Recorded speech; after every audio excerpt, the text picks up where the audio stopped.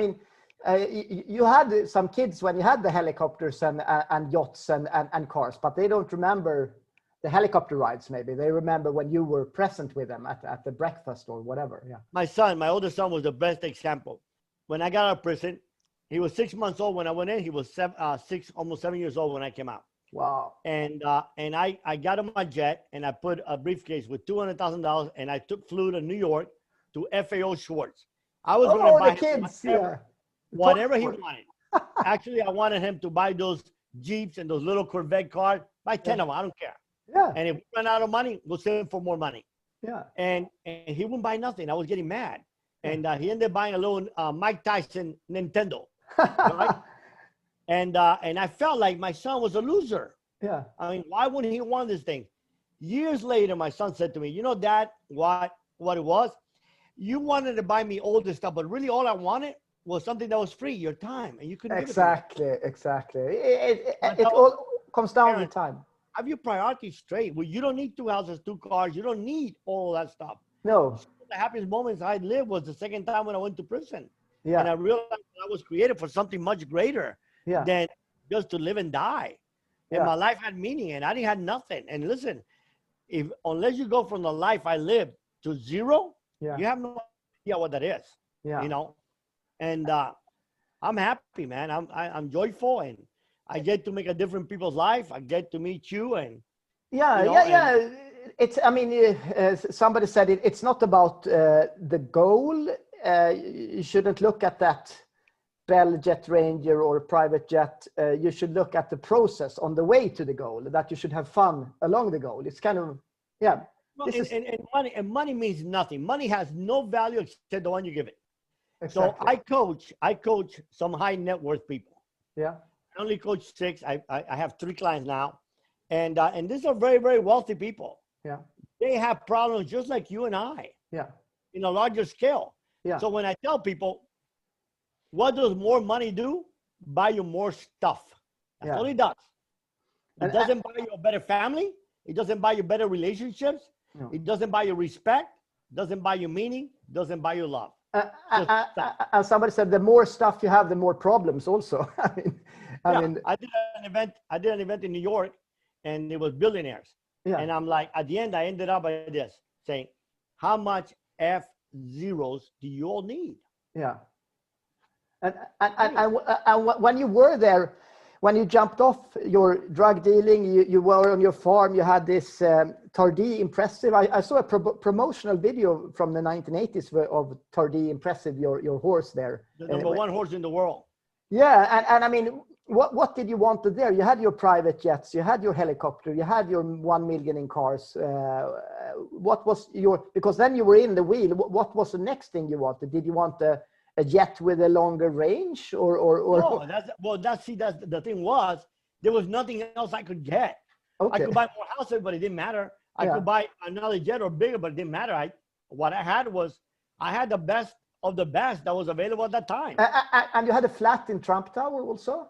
Yeah, we rented an apartment at the beginning when they first got built.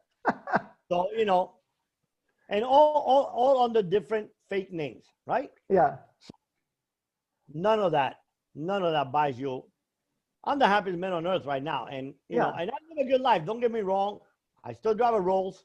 You know, it's not a brand new one, but I drive a really nice Ghost. But compared to the life I lived, I'm a pauper. It's nothing. Yeah. And your new business or that you sold, that was with cleaning or Yeah, we did large catastrophic work. Okay. So we did jobs in Grand Cayman, all over the United States.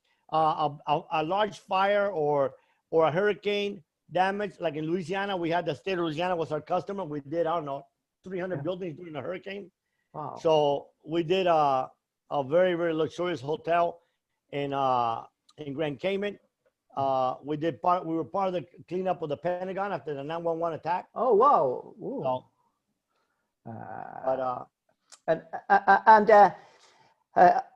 like in all like drug smuggler stories, you heard like people burying millions of dollars of cash in PVC pipes and digging it down. I mean, can't you dig up somewhere and find some? Well, here's the funny thing. The first time it was dug up and they couldn't find it. Because remember, I started all the money laundering in the world. I started it in the 70s. That's how I started in the cartel. Yeah. Opening bank accounts. Yeah. Because I worked for the Federal Reserve Bank when I was 17 years old. Yeah. So, but the second time, those 4 years that I walked away, I made everything legal. Yeah. I made everything that I had that was illegal. I made it all legal. So that way I could, yeah, I paid hundreds of thousands of dollars in taxes. Yeah. You know, everything was in my name now. It wasn't in foreign names, you know, hidden names. So that's why it was easy for them to get it. Yeah, oh yeah, they had all records, and you didn't have to dig down anything. Exactly. And so do you remember like what your garage was at the exact date you jumped into prison the second time? The cars in the garage back then, because I had one of the Gambalas. Yeah. I think it was maybe the black one. Yeah. I had 2 customized trucks. Yeah. With DVD players and everything, all custom made. Yeah. To go to the horse shows. And I had a super fancy Suburban, cost me $150,000. That it was all custom, all like $150,000 in the 90s. That's crazy. Yeah. So. Wow. And what's what's your best memory with cars? And you had some story with your Gambala when you went out to Florida Keys or something. Yeah. When I got the Mirage. Yeah. So if you've been to Florida, it's one big road with water on both sides, right? Yeah.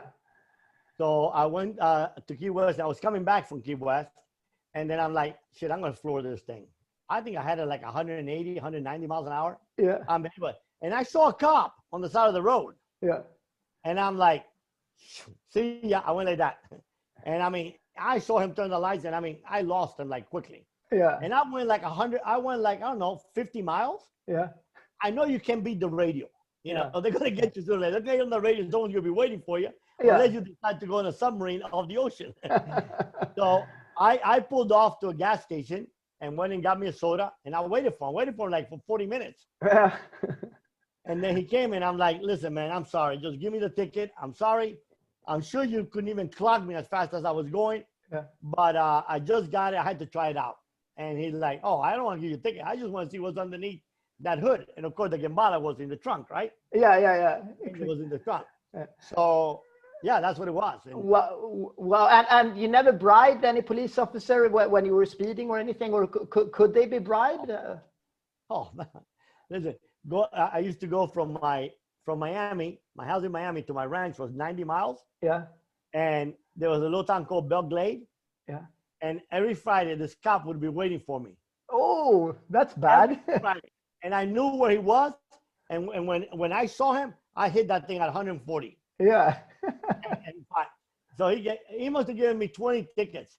Yeah. I don't know why he never figured out that I didn't give a shit, that I had the sheriff paid off. You know? The minute he gave me that ticket, I don't know why he didn't figure out that I would never go to court. Yeah. Yeah. So they'd give me that. I'd be there and waiting for him. I'd say, hey, I'll see you next Friday.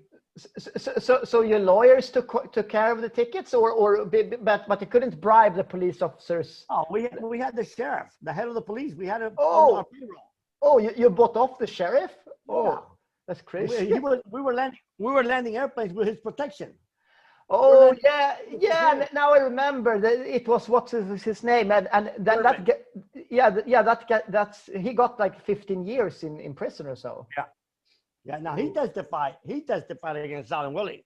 Yeah, exactly. And do you have contact with him, or maybe he's? No. It's good just to leave that life behind, I guess. Yeah, you're either pregnant or you're not pregnant. You know? Exactly. That's the decision you made. You want to change your life? First thing you do, change your environment. Yeah, left everything. Yeah. Just walk away, move somewhere. Yeah. Because if not, you're going to be dragged into the same circle.